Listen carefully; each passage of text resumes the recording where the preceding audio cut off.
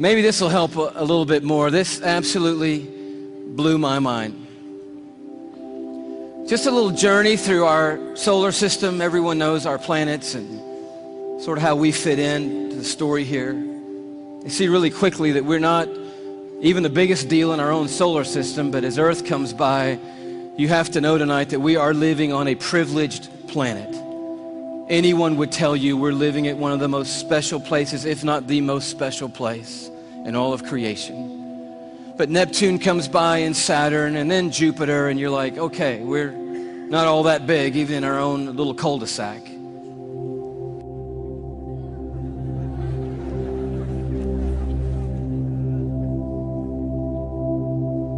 I just noticed the blue dot fading away is not the Earth. That's Neptune. The Earth has gotten too small to see anymore. Sirius comes by. Little plug for satellite radio. Not the biggest star, but the brightest star that we have found so far. Pollux, which we didn't mention. Arcturus. Such a beautifully named one, Regal. But then the one that messed me up.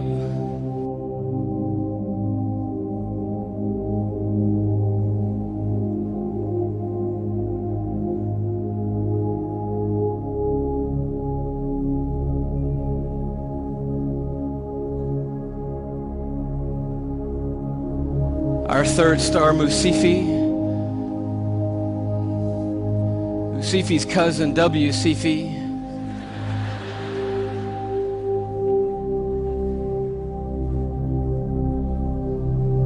And Canis Majoris.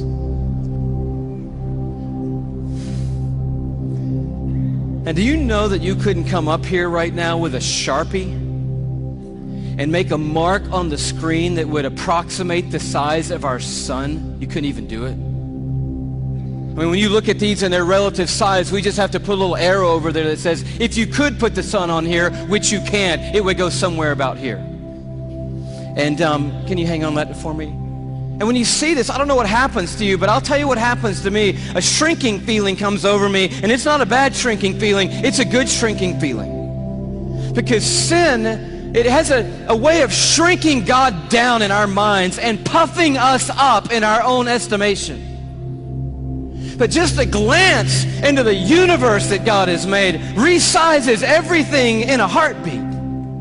And you realize tonight we are worshiping an unrivaled, uncontested God of all kind of might and power and glory and awe, there's none like him anywhere in all of creation tonight. We are not here worshiping some little teeny tiny God.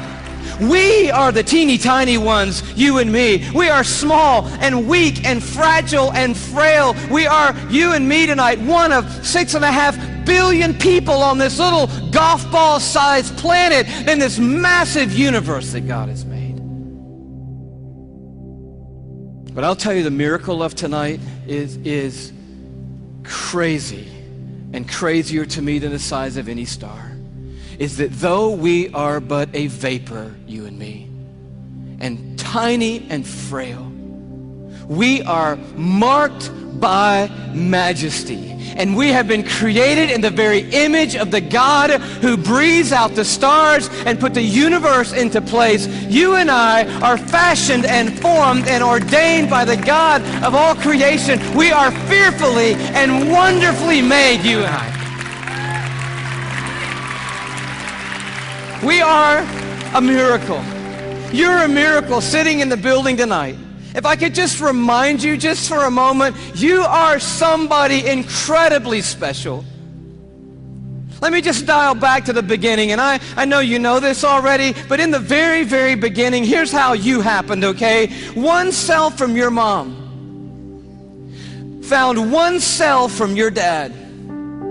Now, there's more involved in that than that, but that's enough for us right now.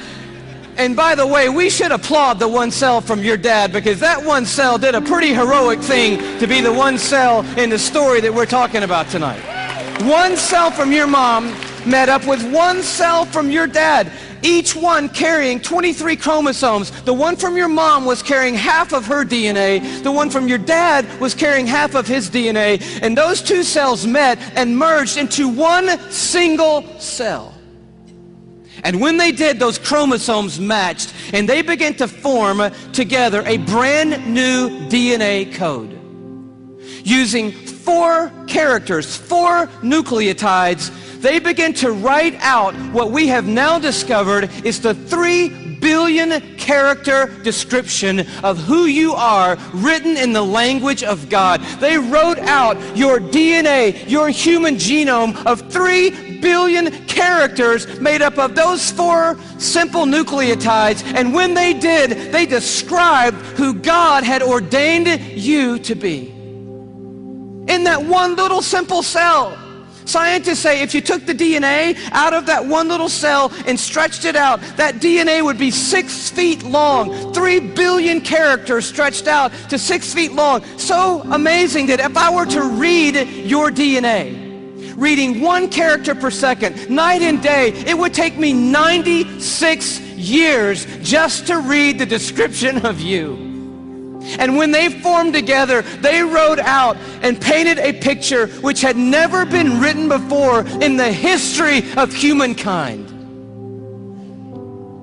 And then that cell did the unthinkable. It set out to build that model from one cell. I'm telling you, you are a miracle sitting in this building tonight. And you have come a long, long way. I mean, here you are. This may not be in the family photo album, but here you are at 3 days old. 16 cells of you. You say, what in the world is that? It's a 16-cell human embryo on the tip of a safety pin at incredible magnification.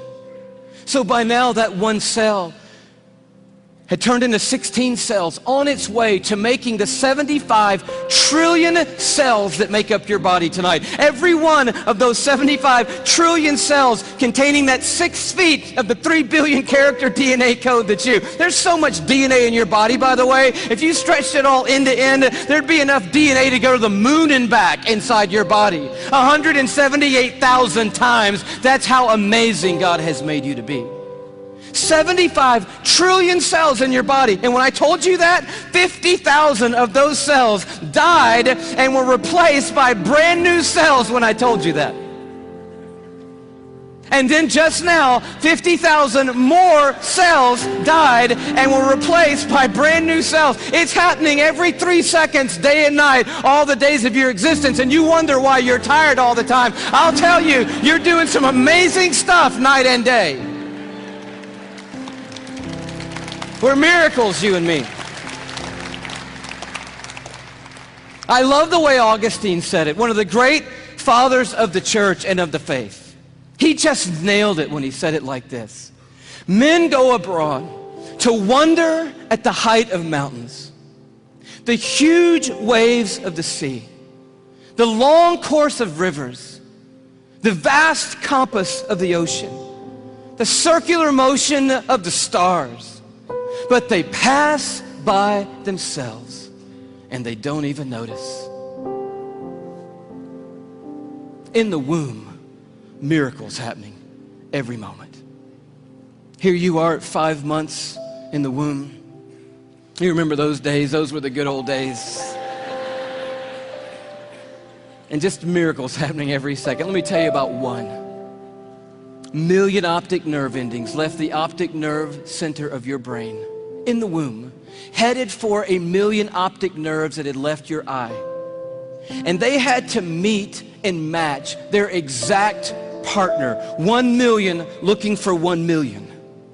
And when they found their exact partner out of 1 million and matched up together, in that instant you had sight. And anyone would tell you that to this moment, the most technologically advanced thing on planet Earth is your eye. Oh, but it didn't do you any good because when that moment happened, you just had one piece of skin completely covering your eyeball. But as I read in one textbook, miraculously and mysteriously at about the 6th month, a little cutting device appeared and it cut perfectly that piece of skin. And you had eyelids for the very first time in your mother's womb. You are fearfully and wonderfully made. And the God of the heavens is the one who fashioned you together. And he knows your name tonight. And he knows every single thing there is to know about you. And he's made you a promise that for those who trust in him, he will literally hold them in his hand and carry them all the days of their life. This Psalm 33 that talks about a star-breathing God turns an interesting corner.